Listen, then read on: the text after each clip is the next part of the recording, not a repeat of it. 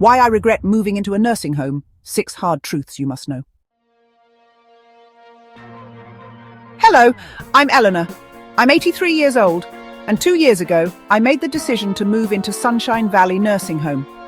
At the time, it seemed like the right choice. My children were worried about me living alone, I'd had a couple of falls, and frankly, managing my 3-bedroom house was becoming overwhelming. But there are things I wish I had known. Things no one really tells you about nursing home life until you're here.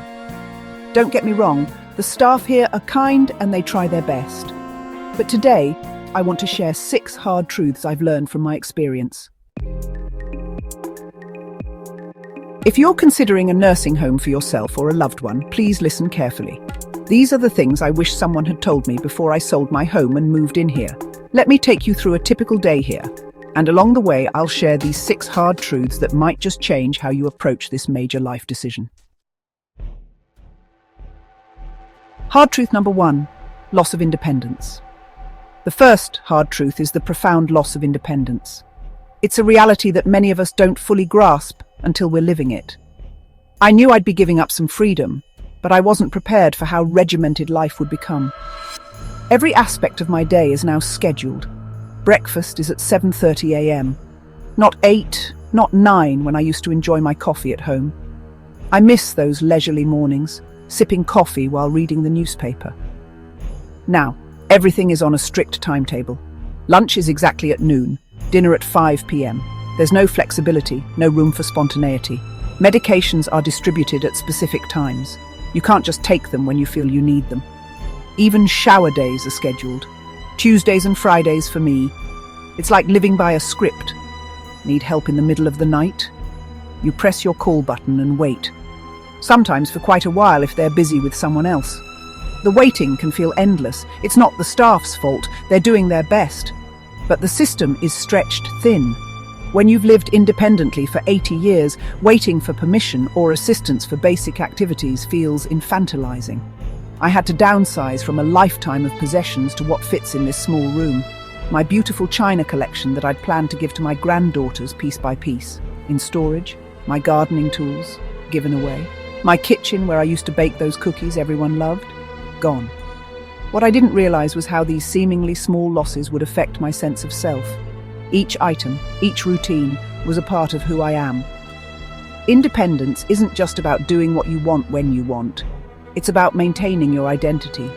It's about the freedom to make choices, big and small. Losing that freedom, those choices, feels like losing a part of yourself. It's a hard adjustment, one that takes time and resilience, but it's important to find new ways to assert your independence, even in small ways. Holding on to cherished objects, engaging in hobbies, and finding joy in new routines can help. Independence is a state of mind as much as it is a physical reality. It's about adapting and finding new ways to be yourself.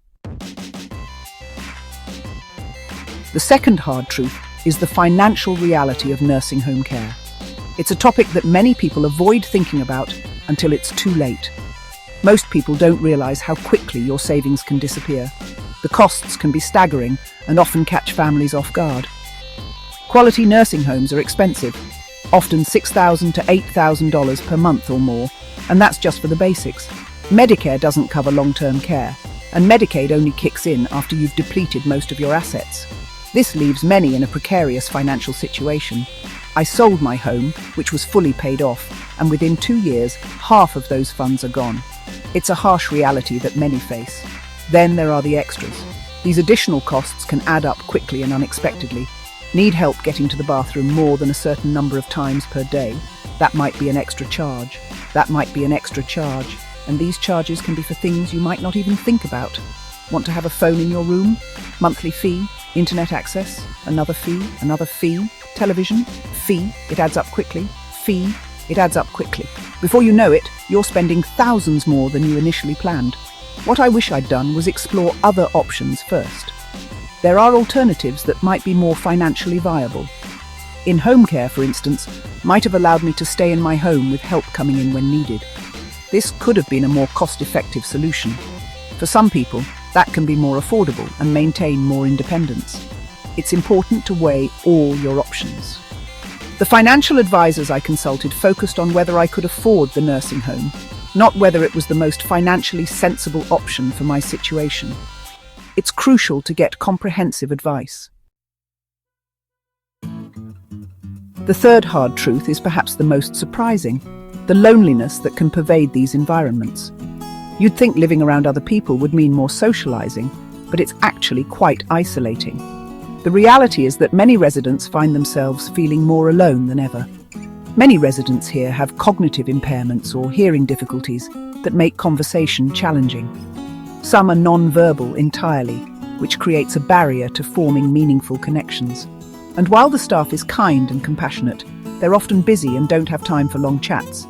Their primary focus is on providing care, not companionship. My old friends find it difficult to visit regularly. The distance and their own health issues make frequent visits challenging. I'm now 30 minutes from my old neighborhood where most of my friends live.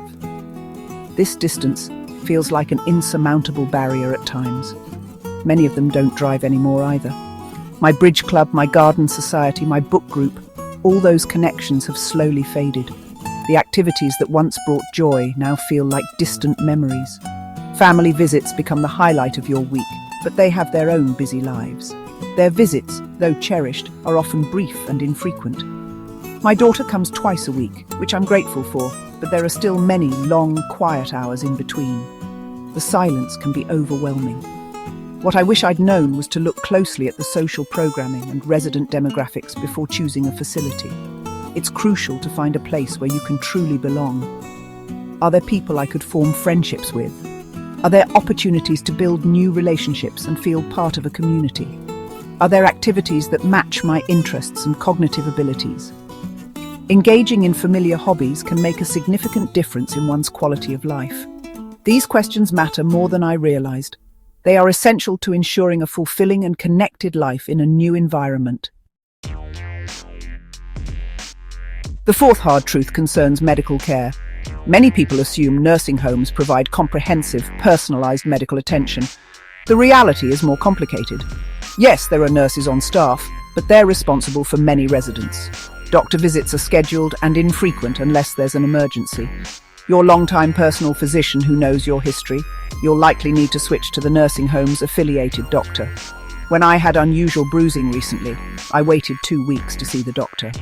At home, I would have made an appointment immediately. Your health concerns work on their schedule, not yours.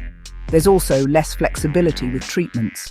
I used to use certain brands of over-the-counter remedies that worked well for me. Now I take what's provided. My sleep schedule has been adjusted to match medication times, not the other way around. The care is adequate, but it's standardized.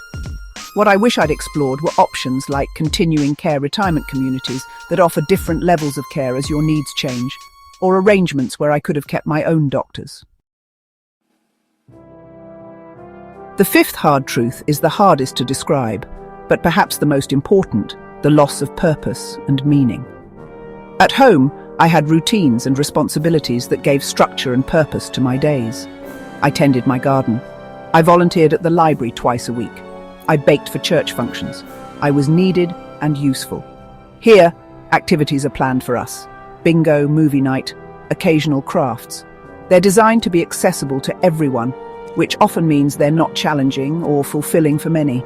Well-intentioned, but infantilizing. What I miss most is contributing, feeling needed, having something that depends on me, even if it's just houseplants or neighborhood birds I used to feed.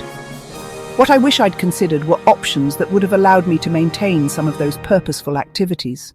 Perhaps a retirement community with individual apartments and communal spaces, where I could still cook occasionally or tend a small garden plot. The sixth and final hard truth is perhaps the most consequential. Once you've made this decision, it's extremely difficult to reverse course. I sold my home. My possessions were distributed or stored. My finances are now structured around this arrangement. Even if I decided I wanted to try independent living again, where would I go? How would I afford it? How would I furnish it? The contracts you sign often make it financially punitive to leave. And with each passing month in institutional care, your independent living skills can deteriorate. Use it or lose it, as they say. What I wish I'd done was test the waters first. Perhaps a short-term stay to see if it was right for me, or starting with in-home care that could be increased or decreased as needed. Some facilities even offer trial periods, but I didn't know to ask. I don't share these truths to frighten you, but to prepare you. Had I known then what I know now, I would have explored in-home care options first, to see if I could maintain my independence longer with just a little help. Looked into retirement communities that offer tiered levels of care, so I could start more independently and increase services as needed. Done trial stays at several facilities before committing to one permanently. Consulted with a geriatric care manager who could have outlined all my options, not just nursing home care. Talked more honestly with my family about my fears and wishes, instead of trying to ease their worries by taking the option they thought was safest. Considered shared housing with other seniors or having a younger roommate in exchange for help with certain tasks. Your situation may be different from mine. For some people with significant medical needs, nursing homes are absolutely the right choice. But I want you to make that choice with your eyes wide open. Remember, you've spent a lifetime making your own decisions. This one should be no different. Get all the information, consider all the alternatives, and choose what feels right for you. Thank you for listening to my story. If it helps even one person make a better informed decision, then sharing these regrets will have been worthwhile. Please like this video and subscribe for more honest conversations about aging and care options. Until next time, this is Eleanor, wishing you wisdom in your choices and peace in your heart.